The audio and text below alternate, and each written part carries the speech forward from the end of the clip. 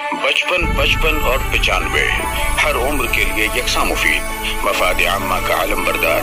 जरूर सब्सक्राइब करें, लाइक करें, शेयर करें और बेल आइकन प्रेस करना न भूलें।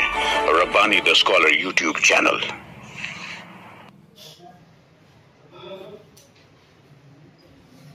अलीम ताहिर साहब का अफसाना नींद के दरवाजे पर काम करता। शुरू हुआ तो मैं चौंक गया था कि मौत की किताब का पहला वर्क तो नहीं पा रहा हूँ। उसमें मौत का और जिस्म का जो तस्करा खाली जानने किया, और लेकिन साइंस से मुझे पकड़ कर अलीम ताहिर साहब का अफसाना तारीख की रंगों को मुतल्ला ऐसा लगता था कि हम कहीं बच्चों की कहानी सुन रहे हैं। साइंस फिक्शन वो चीज़ें नुकसान पहुँचाती हैं अफसाने को। ज़्यादा अगर उसमें तारीख का हिस्सा ज़्यादा हो जाए, साइंस का हिस्सा ज़्यादा हो जाए, हाँ अगर वो ऐसा फिक्शन लिख रहे थे तो वैसा ही नहीं, लेकिन हम संजीदा अदब के नाम पर अगर तारीख ज़्यादा उसमें शामिल कर देंगे तो वो खटकेगी। साइंस का कुछ ज़्यादा बयान है तो वो भी खटकेगी। ख्वाब था चाँद का चले आते, लेकिन जितने लोग वहाँ पहुँचे और जिन जराए से पहुँचे नहीं भी करते तो मुनासिब। और बात की तारीख ज़्यादा हो जाए तो उसको लिखने के लिए फिर शमशुर रहमान फारूकी चाहिए। तो कई चांद थे सर आसमां मंजर आमदा। अगर हमारे पास वैसा कलम नहीं है तो हम तो कोशिश नहीं करते सर। उनके बाद में अगर कोई और इस पर कुछ कहना चाहे, डॉक्टर शफीक मुहसिन। ठीक है ना, अच्छा तस्वीर हुआ था।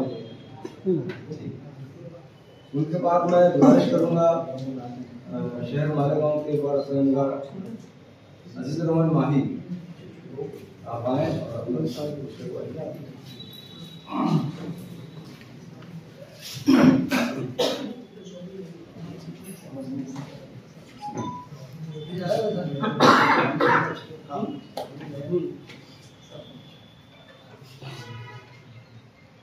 मुकाम सदर साहब,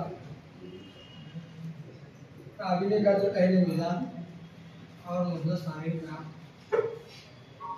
रवायत से हटकर अफसानी रंग से पहले आइए चलते हैं हकीकी दुनिया में। आज की ये नशिस्त मरहूम हमीद शेख की याद में मुनाकिद की जा रही है। काबिल सताइश हैं अरकान अंजुमन मोहब्बान अदब और उसके सरबराह हारून अख्तर साहब। आज के इस खुदगर्ज दौर में जीते जी कोई किसी को याद नहीं करता तो बाद अजमत की बात ही छोड़ दी। किसी को याद करना और याद बनाना बहुत बड़ा और नेक काम। यादों में जलोगे से हमीद शेख साहब की यादें मेरे जहन में ताज़ा हो गई। मरहूम अक्सर मुझे कभी मछली बाजार यहाँ मैं ठेले पर फल फरोख्त किया करता, कभी हजार गोली गलियों में अपनी एक्टिवा को रोक कर मुलाकात के लिए जरूर रुकते थे। गुफ्तगू का मरकज मुकामी अखबार में शायद मेरे मज़ामीन होते और अक्सर सबसे पहली मुबारकबाद मुझे हौसला अफजाई की शक्ल में मरहूम शेख साहब की वसूल होती। नसरी अदब, जीवन मुहब्बान अदब और दीगर नशिस्तों में मेरी पेश की गई तकलीफ को सराहते जाजिम नजर शख्सियत, करप्ट मगर मोहब्बत से भरा लहजा, हकीकी जिंदगी को रंगमंच के जरिए पेश करने वाला मुखलिस फनकार मरहूम हमीद शेख की रब्बुल आलमीन बाल बाल मग़फ़िरत फरमाए, अज़ाब कब्र से महफूज फरमाए और हमारे आका मोहम्मद मुस्तफ़ा अहमद मुस्तफ़ा आफ्ताब रिसालत महताब नबुव्वत सरकार दो आलम सल्लल्लाहु अलैहि वसल्लम के सदक़े दुपहर आला जन्नतुल फिरदौस में आला से आला मकाम अता फरमाए। मैं आज का अफसाना मरहूम हमीद शेख साहब को बतौर खिराज हकीकत नजर रखता हूँ। अफसाने का उन्वान है अधूरी ख्वाहिश। आज फिर तुम्हारी यादों के बादल घिर आए हैं, आज फिर मेरी आंखें नम हैं, रात के न जाने कितने पहर बीत चुके हैं, मगर नींद मेरी आंखों से अब भी तुम्हारी ही तरह रूठी हुई है। मोहब्बत की टीस, जुदाई की तड़प के किस्से मैंने बस किताबों में पढ़े थे, फिल्मों में देखे थे, और आज जब अपने दिल पर गुजर रही है तब समझ में आ रहा है कि इश्क वाकई आग का दरिया है जिसमें डूब कर जाना है। अंधेरे कमरे में बिस्तर पर बेचैनी से करवटें बदलते बदलते मुझे बार बार एक ही सवाल परेशान कर रहा है, क्या तुम्हें भी मेरी याद आती है? मेरा दिल जोरों से धड़क कर कहता है, हाँ, तुम भी मेरी तरह मोहब्बत के हसीन लम्हात को दिल में सजोए हुए उस पल का इंतजार कर रहे हो जब हमारे बीच की दूरियां खत्म होंगी और हम एक दूसरे के संग होंगे हमेशा के लिए। लेकिन दिल के किसी कोने से दबी सी सदा आती है, नहीं, वक्त के साथ बहुत कुछ बदल गया है। नए मुल्क, नए माहौल में तुम इतना खो गए हो कि 2 बरस के तवील अरसे में एक मरतबा भी ऑस्ट्रेलिया से अपने वतन नहीं आए, अपने अहल खाना के पास। और मैं तो तुम्हारे परिवार का कोई हिस्सा भी नहीं हूँ, बस एक बेनाम से रिश्ते की डोर से तुमसे बंधा हूँ। तुम्हारे घर जाता हूँ तो तुम्हारे क्लोज फ्रेंड के रूप में खैर मकदम किया जाता है। मेरे वालिदैन तुम्हें मेरे माजी की शक्ल में देखते हैं। दोस्ती की राह में उठे हमारे कदम कब प्यार की राह पर गामजन हो गए हमें खुद भी पता नहीं चला। पहले प्यार के खुशनुमा एहसास के साथ हमने एक दूसरे की जिंदगी में कदम रखा। इंद्रधनुषी पलक को शाहिद बनाकर तराने मोहब्बत गुनगुनाया था। सब कुछ अच्छा लग रहा था। फिर अचानक एक दिन तुम्हारे प्रमोशन की खबर के साथ तुम्हें 3 साल के लिए बैरून मुल्क भेजे जाने की खबर सुनकर मैं समझ नहीं पाया कि क्या करूं। तुम्हें हंसकर मुबारकबाद दूं या आंखों में दर आए आंसुओं को सरेआम बह जाने दूं। तुम्हारे करियर की फलाह और तुम्हारे बेहतर मुस्तकबिल की खातिर दिल पर पत्थर रखकर मैं तुम्हें विदा करने एयरपोर्ट गया था। हमने तब एक वादा किया था कि दूर रहकर भी हमारे दिल करीब ही रहेंगे। इब्तिदा में लंबे चौड़े कदमों में तुम अपने जज्बात कागज पर उतार कर भेजते थे। रफ्ता रफ्ता तुम्हारे खुतूत मुख्तसर होते चले गए। अब तो मुझे ऐसा लगता है कि तुम मेरे खत भी नहीं पढ़ते। फोन पर सुनाई देने वाली आवाज किसी अजनबी की आवाज लगने लगी है। Hi, hello, I love you, miss you जैसी बातें अब महज रस्मन खाना पूरी बनकर रह गई हैं। काश एक और खाना पूरी कर देते तुम। आज मेरा जन्मदिन है और तुम विश करना भूल गए। जानता हूँ तुम पढ़ने लगे तो भुलक्कड़ हो। जब तक याद दहानी ना कराऊं तुम्हें याद नहीं आता। दिल ने चाहा कि तुम्हें फोन करके याद दिलाऊं और जब तुम हंसकर सॉरी बोल दो तब मैं भी खिलखिलाकर हंस दूं। लेकिन तुम्हें क्या क्या याद दिलाऊं? तुम तो बहुत कुछ फरामोश कर बैठी हो। मैं तो बस इसी उम्मीद पर बकिया मानदार जिंदगी जिए जा रहा हूँ कि जिन अधूरी ख्वाहिशात को अपने दिल में सजा कर रखता जा रहा हूँ, तुम्हारे आने पर इन अधूरी ख्वाहिशों के मुरझाए फूल खिल उठे और मेरा दामन प्यार के इन फूलों से भर जाए। रात काफी बीत गई है। आंखों में नींद को आगोश करने की नाकाम कोशिश जारी है, मगर नींद आंखों से कोसों दूर है। यादों के कुछ मोती पलकों से झरकर तकियों को नम करने लगे हैं। दूर कहीं रेडियो एफएम पर बज रहा नगमा कानों में गूंज उठा है।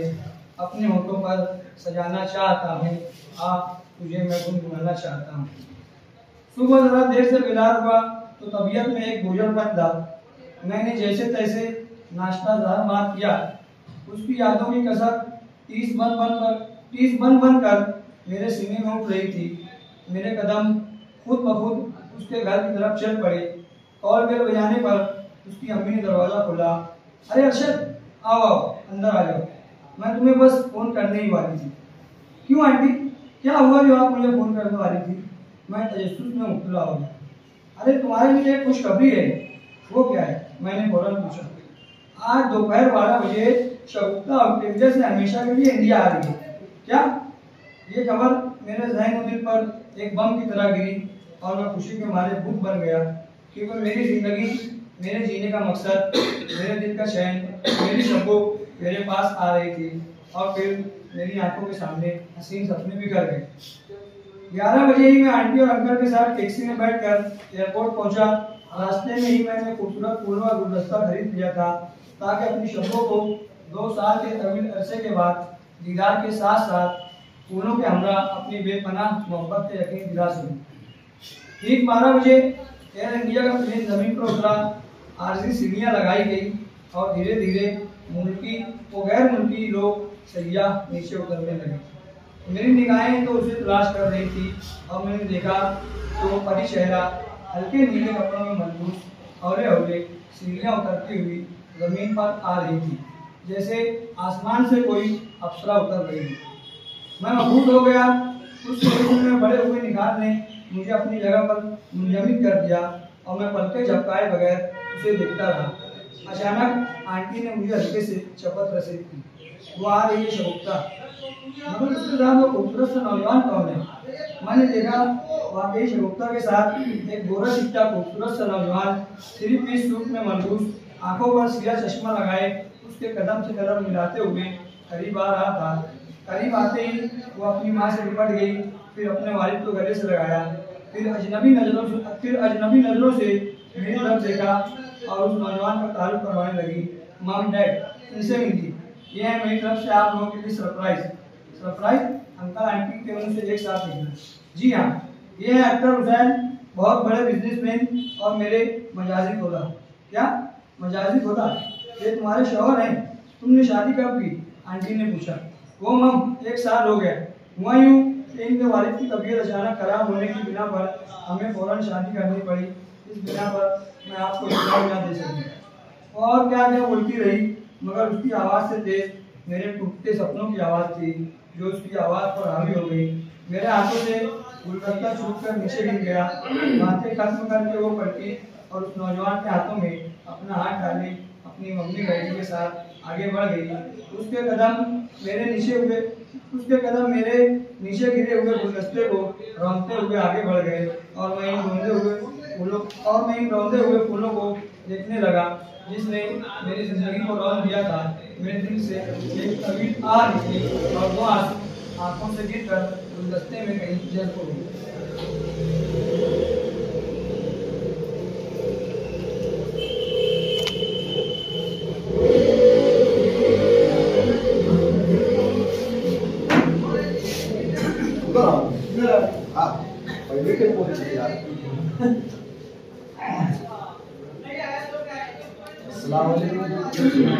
बस एक गाँव पे शहर में आ जाता हूँ मैं, ये अफसानों के कानून नहीं जानता मैं।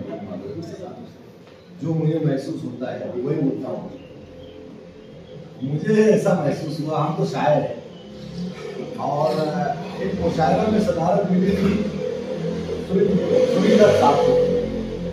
पेशावर वहाँ से पेशावर पाकिस्तान में थे, तो वो बोले थे कि मुशायरा बोले शायरी वो चीज़ है, हमारी वो लाइन है कि हम कूजे को समंदर बनाते हैं।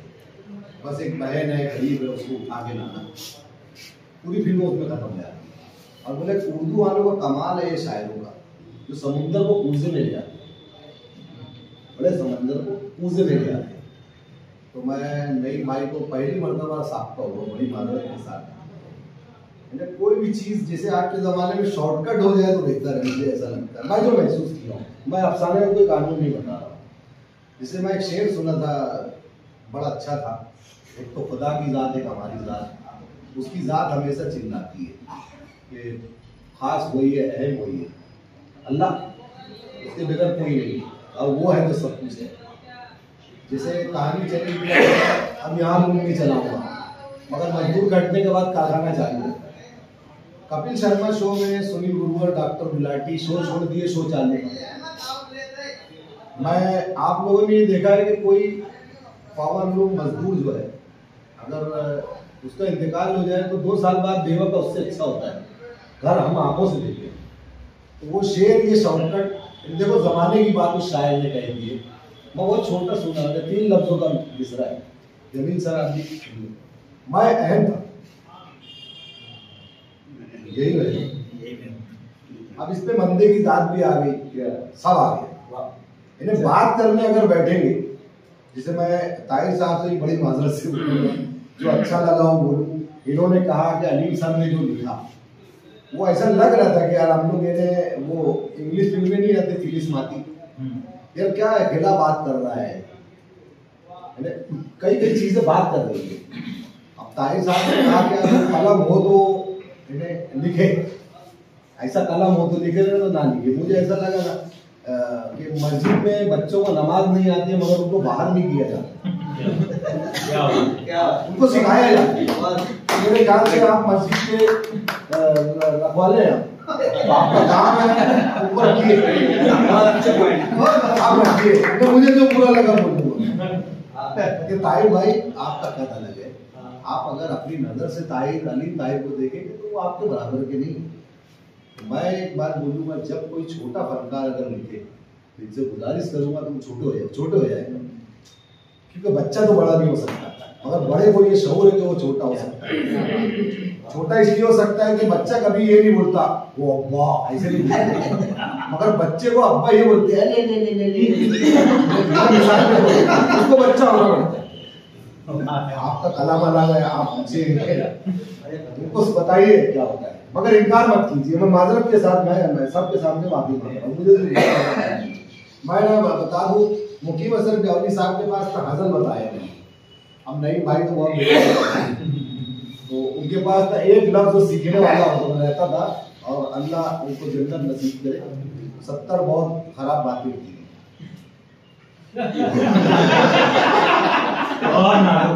वो मुझको बोले मैं इतना बदकलामी करता हूँ, नहीं बात पूरी अच्छे ढंग से बोल सकते बोले मैं इतना बदकलामी करता हूँ, बेटा तुम बुरा नहीं मानता, अल्लाह उनको जन्नत नसीब करे। आजकल क्या होता है कि हम ये देखते हैं कि लाख कांटे चुभे मगर एक गोदा भी मिल जाए इस पेड़ से तो हमारे लिए अल्लाह का करम है। क्या बात है। मैं हजर लेके एक दफा ऐसे में रखा, अब हजर की इसलिए थी अफ्सर रफी साहब, तो ऐसे फेंक दिए, तेरी कोई जुबान है क्या, जलेबी भजिया ये सब क्या है। बोला हजरत इसला कर दूं, तो बोले क्या इसला कर दूं, इससे बात कर रहा हूँ, अदब का बाप उनका स्टाइल होता है उर्दू का भाषा, मैं अपने ध्यान से उतरू तेरी जबान पे है ये सब लिखूं बुलबुला भजिया। बोला उर्दू के बादशाह मगर आपको उतरना पड़ेगा, तो बोले बता कैसे उतरने का, क्योंकि वो तेवर में आ जाते। बोला हजरत आप उर्दू के बादशाह हो, तक तो बैठे हो, मगर उतरता है। बोले कैसे उतरता है, बोला अपने बच्चे के लिए उतरता है, वो तक तो का यहाँ छोड़ता है, जब बच्चा उसका रेंगता है तो नीचे उतर के बादशाह थोड़ा सा बोलता है मेरे बेटे तक तो कम्यार से उतरता है कि जा वहाँ मलाई बोल दो सामने इलाही दादा उतर बोले बेटा एक चीज है तेरे अंदर, उन्होंने कहा कि ये फन तो है कि तुम कलेजा निकाल लेता है, मगर मैंने ये सीखा है बड़े को बड़ा बोलो वो अपनी जान दे देगा। और मैं फिर गुजारिश करूंगा और मैं खुद इंतजार करूंगा आपके हौसले का, कभी दुखने लगूंगा तो आपका हौसला हमको चलाएगा। बहुत बहुत शुक्रिया नईम भाई, आपने बहुत अच्छा लिखा, बस मेरे को जो लगा शुक्रिया माही अच्छा है कि आपने मैं बर्खास्त नहीं बोला जो है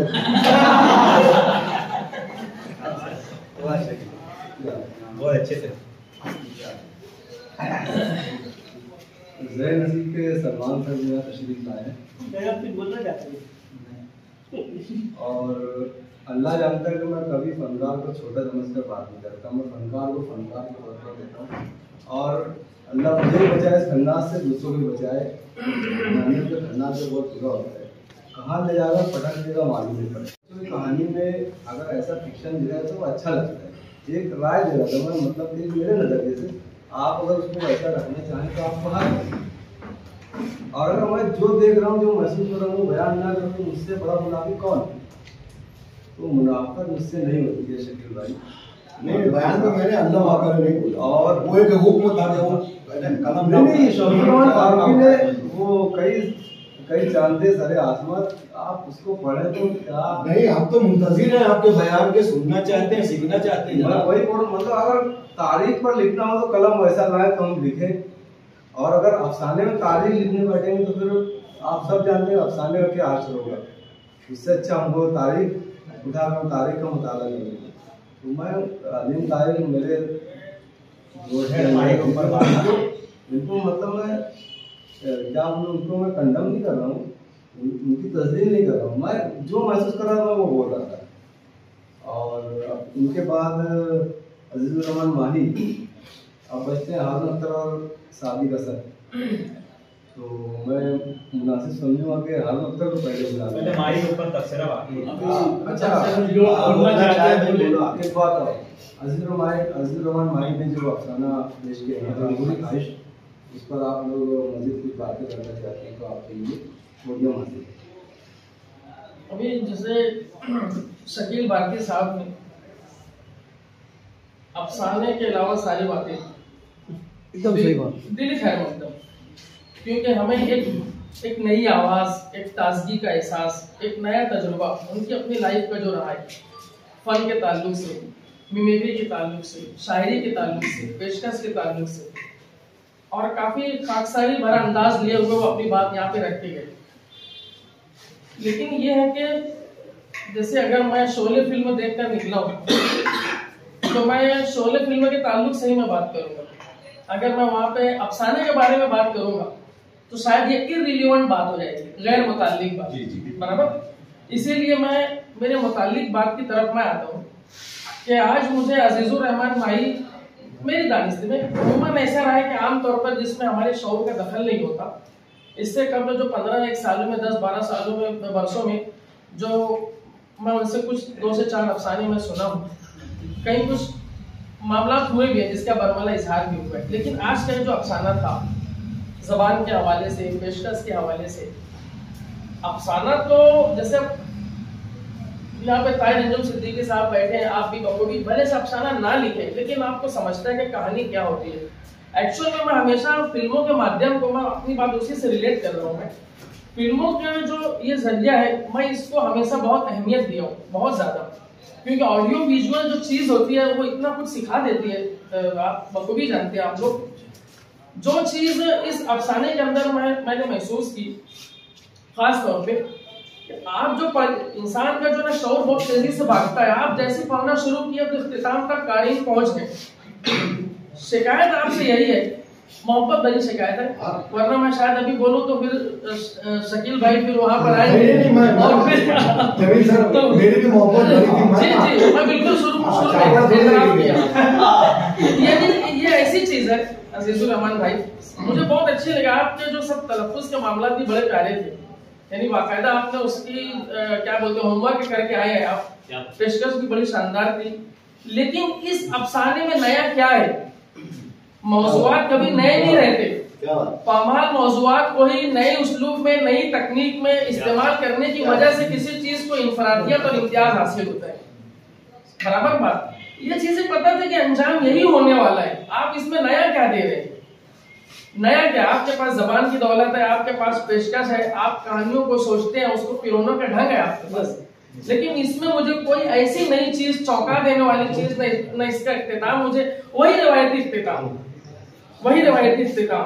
तो मेरी आपसे ये गुजारिश है कि आप माशाल्लाह अच्छा लिखते हैं अजीज भाई, लेकिन आप थोड़ा सा आप अपने उस्लूब पर, ट्रीटमेंट पर आप थोड़ा सा ध्यान दें कि जिसकी वजह से कारी आपके साथ अच्छी जबान का लुत्फ तो ले रहा है, लेकिन सतर दर सतर ज़हीन, अफसाने का कारी ज़हीन होता है, ये बात हमेशा कहने सुनने में आती रहती है। कारी सतर दर सतर एक ऐसी अनोखी लज्जत में मुब्तला है कि आप आइंदा क्या, अगली सतर में क्या, और इसमें कौन से मंजर निकाली है। होता क्या है कि इसमें अफसाने के ताल्लुक से रखने वाले मौजूद है, जो पढ़ते भी हैं, जो लिखते भी हैं, जो इसका शौर भी रखते हैं। इसमें कोई बोलेगा हाँ भाई किरदार है, कहानी है, मंजर निकालिए, ये है अफसाना। मैं एक मिसाल दूंगा। अब हम लोग किसी का एक 4-5 हाथ में, जैसे मान के चलो पुलाव बना या कोई डिश बनी, हम किसी बिरयानी बनी हुई है 10 हाथ की है, इसमें भी वही लवाजमात, इसमें भी वही लवाजमात, इसमें भी सारी चीजें, इसमें भी, लेकिन कोई उन सब 10 बिरयानी में कोई ऐसी बिरयानी होती है कि आप इसमें किसी और खाने का नाम डाल दें जो बहुत प्यारी होती है।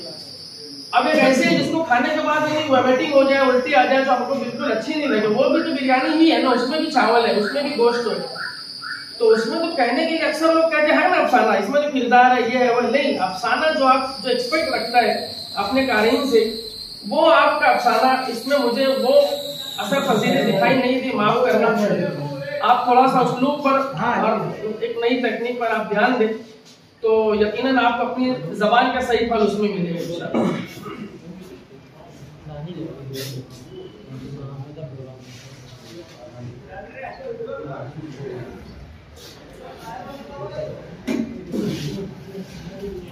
55 और 95 हर उम्र के लिए यकसा मुफीद।